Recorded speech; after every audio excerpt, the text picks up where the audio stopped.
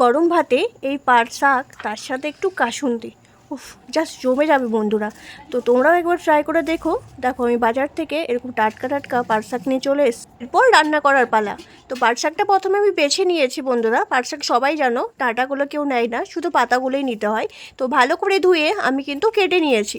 এরপরে পাট শাকটা বসানো যাক।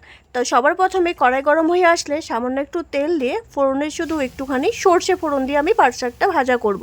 তো সবাই পাট শাকের ঝোল খেতেও ভালোবাসে, আমারও খুব ভালো লাগে, কিন্তু আজকে আমি পাট শাকটা ভাজা ভাজা করে রান্না করব। তো অল্প একটু লবণ আর দেবো অল্প একটু হলুদ। সব কিছু শাকে কিন্তু একটু অল্প হলুদ দিতেই হয়। তো লঙ্কাগুলো দেখো বন্ধুরা আমি কিন্তু চিড়ে দিয়েছি। তো এরপরে ঢাকা দিয়ে শাকটাকে রান্না করব যাতে একটুখানি গলে যায়। তো এভাবে রান্না করলে কিন্তু শাকটা কিন্তু দারুণ হয় খেতে। তো একবার তোমরা ট্রাই করে দেখতে পারো। তারপরে হাতা দিয়ে দিয়ে নাড়বে বন্ধুরা, দেখবে শাকটা পুরো মিশে গেছে। তো তোমাদের কেমন লাগলো আমার রেসিপিটা অবশ্যই কিন্তু একটা কমেন্ট করে জানিও। আর আরও ভিডিও পেতে আমার চ্যানেলটাকে একটা সাবস্ক্রাইব করে রাখবে বন্ধুরা, যাতে আমি আরও ভিডিও তোমাদের সাথে শেয়ার করতে পারি।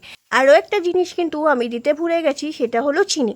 চিনি না দিলে কিন্তু শাকে কোনো শাকে স্বাদ আসবে না বন্ধুরা। তো চিনি কিন্তু অবশ্যই দিতে লাগে।